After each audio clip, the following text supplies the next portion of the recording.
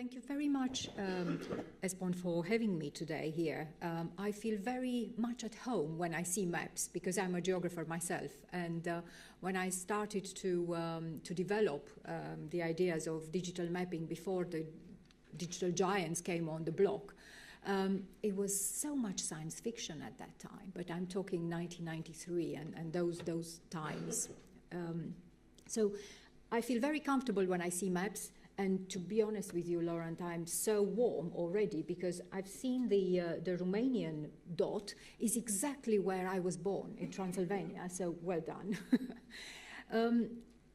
Yes, it is very interesting for me to hear about how terrified everybody is, because I would like to bring a little bit of, I would say, excitement, but with a qualification.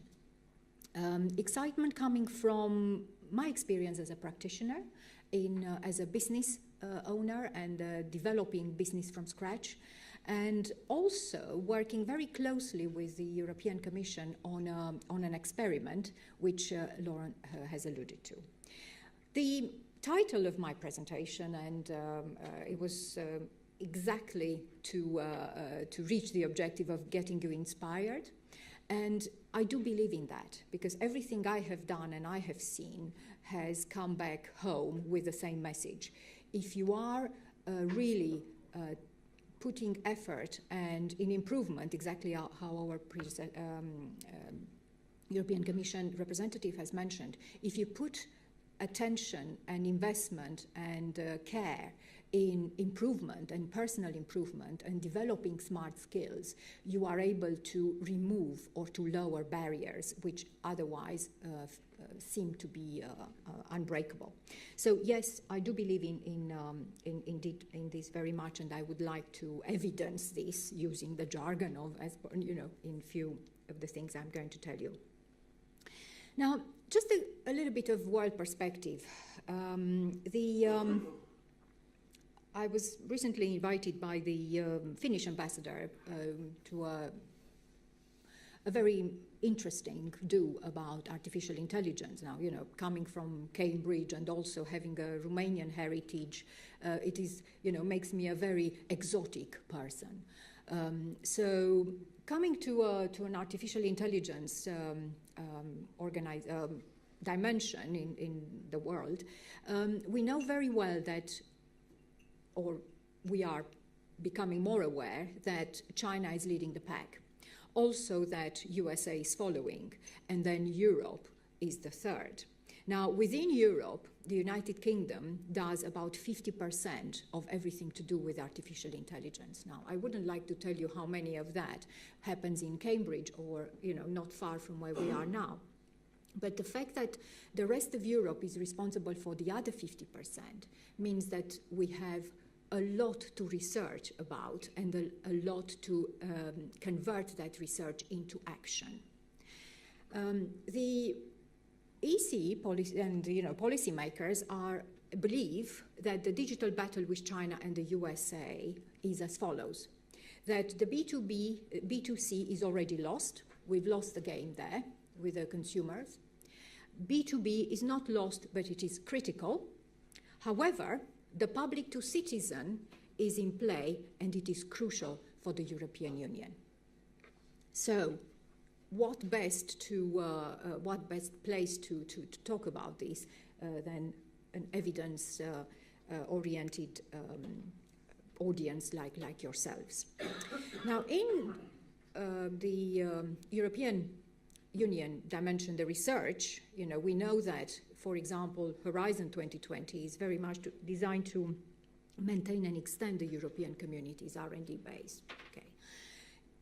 But I'm very happy to say, as an entrepreneur myself, that this initiative, such as the Digital Cities Challenge, is in fact a pool example, where this is all designed to stimulate the relevant technologies in support of European citizens, so to answer some of the questions which Andy was already alluding to. Now, this project grew out of a report by the World Economic Forum back in 2014, where in a very short statement, Europe lags behind key competitive countries and is in danger of falling even further behind. So, this Digital Cities Challenge, a pool example, an experiment, is aimed at addressing societal problems across Europe requiring innovative solutions. I don't know how many of you, I don't have any connection with the Finns, I have very good friends there, but this is a story which you might like. Each year, the Intelligent Community Forum recognizes communities from around the world for their outstanding innovation, sustainability, and ability to appoint others toward the future. Receiving the award is part of a year-long evaluation process. In the past, communities like Melbourne, Australia, and Toronto, Canada, have been chosen. We were deeply impressed by ESPO's philosophy of inclusion and the way it uses data and all of the techniques of the modern digital economy to do something that we think gives a new voice to an old truth. It creates a soul for a city. It's all about the people. We are fully committed on creating new sustainable business opportunities and making everyday life better, here and worldwide. Espoo is the second largest city in Finland and now the most intelligent community in the world. Espoo Innovation Garden is the foundation of our unique community. It is an open co-creation platform for all our residents and organizations, from startups to world's leading technology companies, research centers, educational institutions, and universities like Aalto. Espoo story is about doing together. For us, it's very important to have a good collaboration with our citizens, with our universities, and with our companies. We will honor this award, the most intelligent community, by doing it even better in the future. Join us, Make with Espoo. Right, so you may now have a glimpse of what exactly I was trying to achieve with that. Is that this is probably the golden standard in city development and in digital communities or intelligent communities, that it probably is. Now, we can't expect all the cities in Europe to match that golden standard. However, we know that that is feasible at granular level in a certain amount of time. And once we define what success means, exactly like Andy says, what exactly does success mean? Because it's not always only about the economic development. One of the things I picked up, trying to understand some situations at granular Europe, because we have 15 cities which we interact with at the moment, is that in Espoo, all managers and directors are MBA trained. What does that mean? Well, it means that they are not the norm, or I wouldn't say not the normal, but they are not the norm we see across Europe when we go, and people are wondering, what on earth do we do about data? Or why do we really need data? What is it about? What does it do for us? But the reality is that when you go to many places in Europe, this is what you get. People around the table not having a clue about what to do with data. So customer centricity, data centricity in the knowledge economy is a very nice jargon. Everybody is embracing this, but in reality, they don't really have the skills to deal with that. And I'm not talking about the technical skills. I'm talking about the smart skills, which is a mixture of the majority are soft skills. So the reality, in my opinion, and what I think should be taken note in our research going forward, is that in fact we have major leadership challenges. There are, yes, diverse across the four corners of Europe. I don't like this division of northeast, southwest, but unfortunately data talks. And when you look at data, you can't just say, oh, no, I would like to blur those boundaries or these very precise boundaries. But we have different leadership styles, we have different openness of minds, political priorities, obviously, and legislative environment.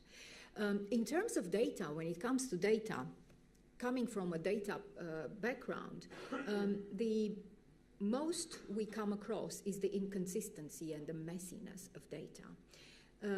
This has already been said before. The data is not published and often available as PDF. And the most serious of all is that it is out of date by the time it is available. It is out of date. So all the things I have marked here, in my opinion, they need innovative approaches. And they are there. They are happening.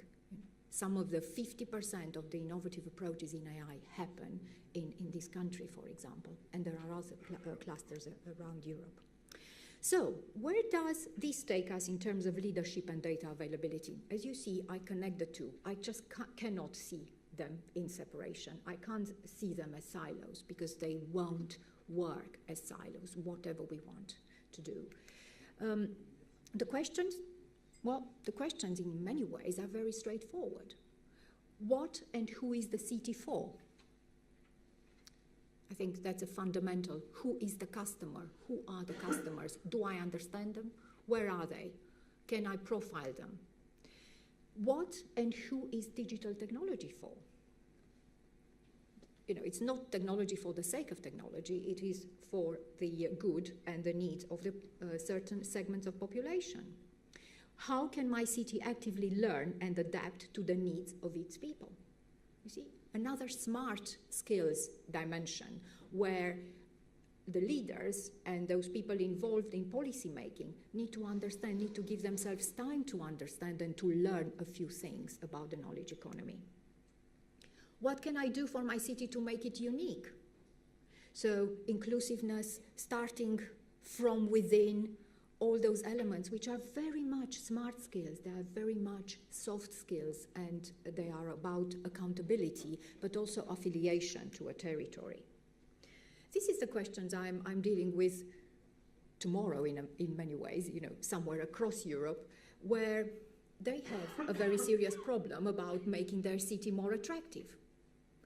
Wonderful place, nice to live and, stroll around the park and everything, but all the millennials are going away. They're going away somewhere else. So the problem there, the challenge for that particular community is how on earth can they make their city more attractive? How can they create an environment for millennials to live, to want to live and work there?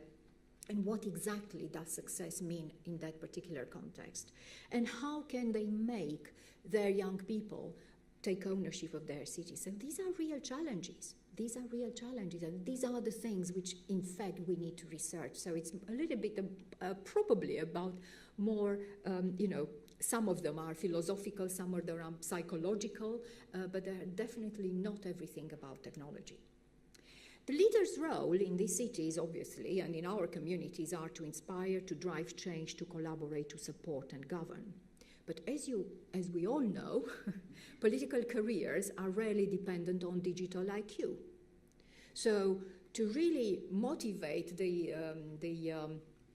political leaders, the European Commission has a fundamental role.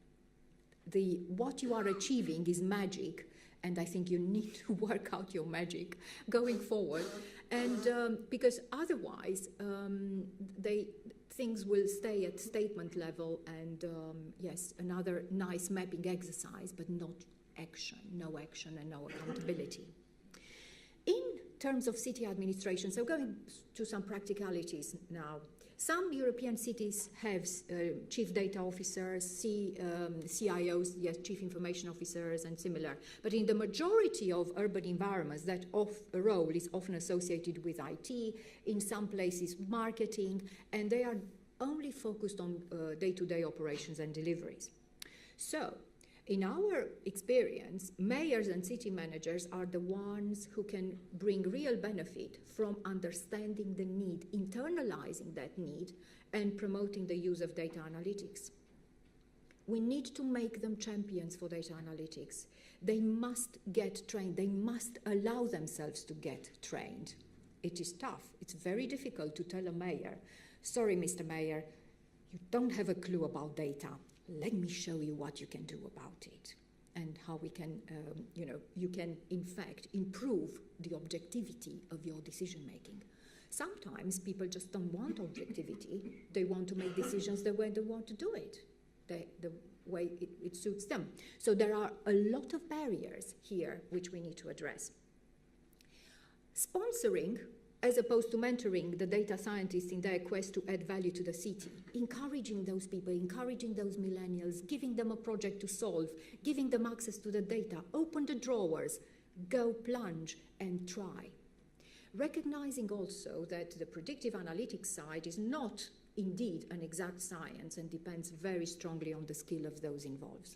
So as you can see, the reiterative message about smart skills comes everywhere, from all the granularity of administration in a city, in a territory, in a region.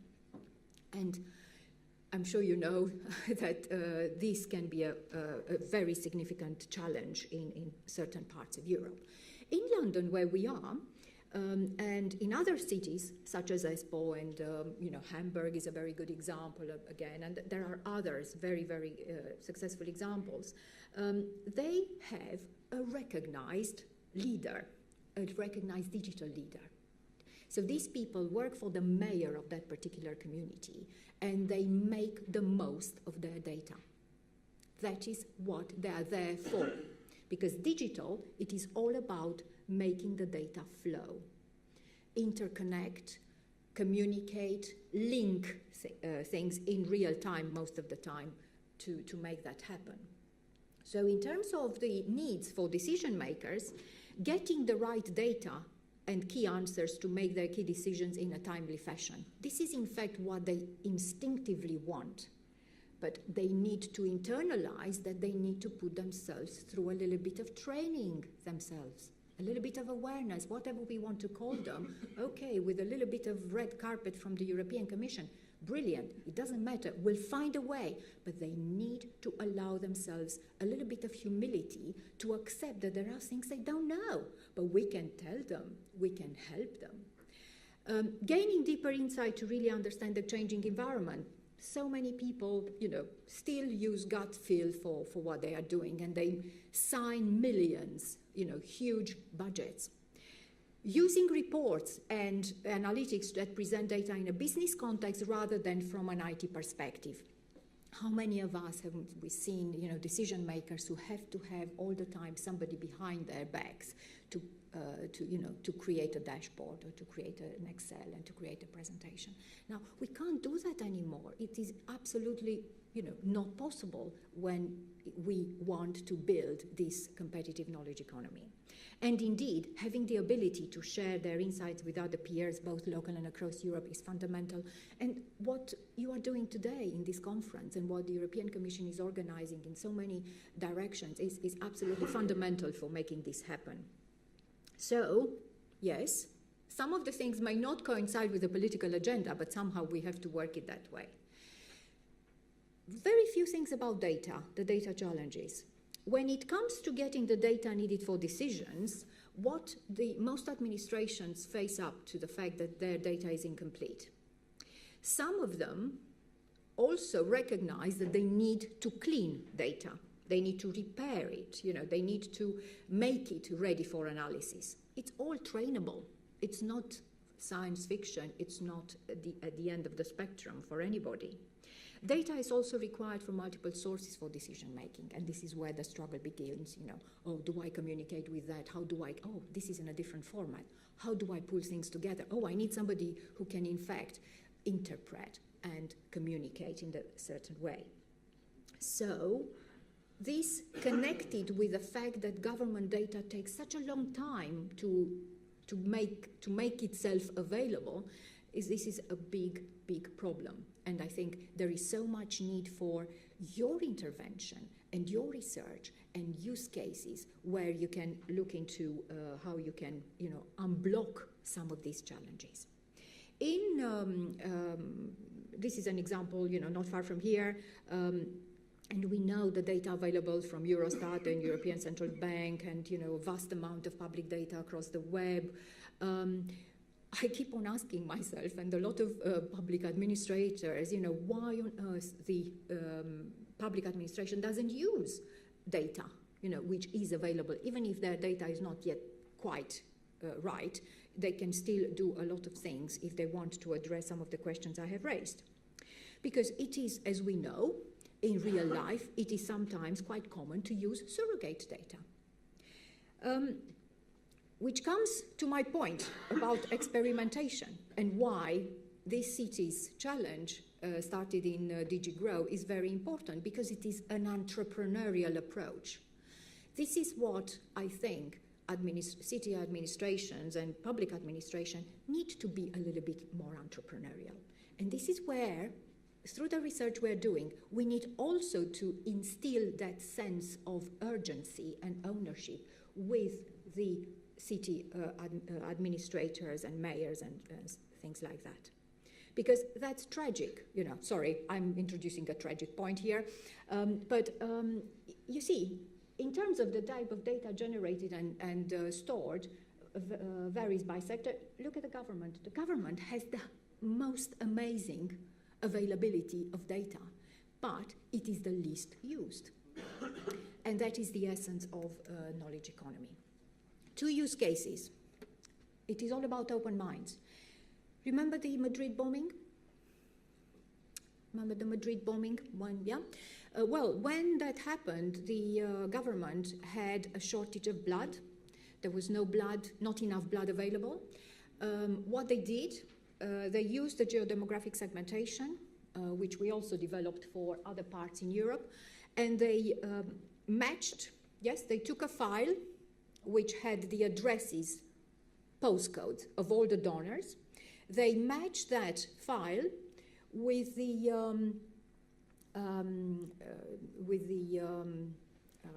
they match the blood donors with the geodemographic segmentation, which says what type of people live in each postcode. And they created a profile which says, right, the people who are donating blood, they tend to be of this type, and they tend to be clustered in these regions around Madrid. Within 24 hours, applying that knowledge enabled the government to replenish the blood bank. And that happened literally within 24 hours by using a data development, which was coming from the private sector. So that is possible, but it was all about the open mind. Second, cancer in Romania. A few years back, used exactly the same tool to look at anonymized hospital episode statistics to look for a certain cancer. When we matched the two, we created a case for investment for targeting cystin types, which gained 42% in terms of investment. So why should you send your mobile unit for testing a certain cancer all over Romania? Just group it, target it in the 16 clusters so that you have that maximization of impact. So, yes, much can be done with a modicum of ingenuity, but we have to train our guys in the public administration to be a little bit more entrepreneurial, to be a little bit more prone to change, to create that data literacy programs, to create them as agents of change, to help them identify talent, to persuade them to nurture and sponsor new talent. Fundamentally, what we see in universities across Europe is that there is so much focus now on technology and some of those hard skills, and even to some extent that creativity is suffering and the soft skills.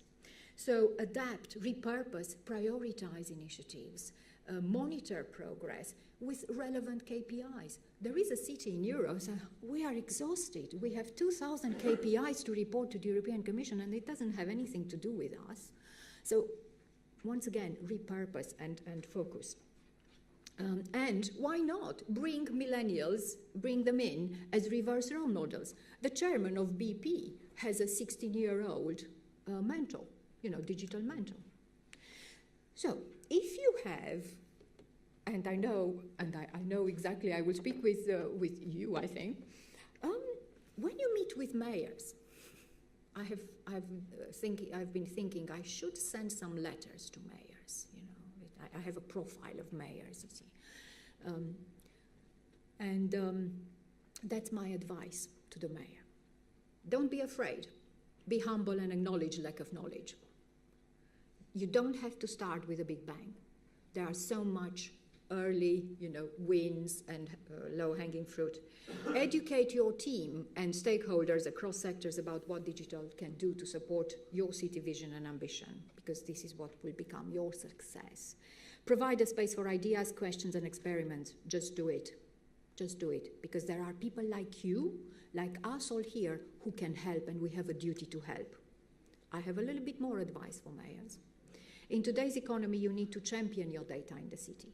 If they don't allow that to happen, if they don't instill that sense of urgency, and they don't want to open their drawers for innovative approaches, there is no hope. The quality of data is all important, and it doesn't really matter, Mr. Mayor, if your data is unusable. We'll help you make it operationalized. Make your data truly open, and bring in external help if you don't have it. This is the beauty of working in Europe, because there is help at every corner. You just have to ask for it. So that is the message I have about the smart skills, about what I believe we should do in research terms, probably some of the softer aspects in our homework, and at the end of the day, we know exactly why we're doing research. And, if I pose this, how can we reduce the distance between us and between some of the communities and the ones such as ESPO, that will definitely pull forward the research agenda.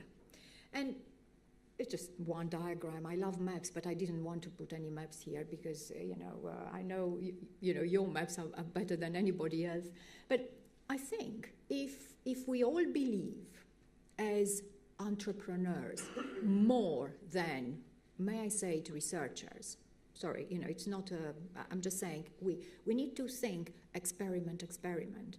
And if we look at what we have to do, following the very simple business innovation model, thinking about, okay, desirability, what do these people want? Feasibility, what is technically possible? And what is financially viable? Then I think we can create those smart skills in those granular communities, but also going up towards the higher game in Europe. Thank you. That is, I hope I have inspired you a bit about smart skills, but I do believe that we all have a role to play in what we do, in what we research, and especially let's take our exercises from mapping to action in everything we do, and I think we will get through the message in the end. Thank you.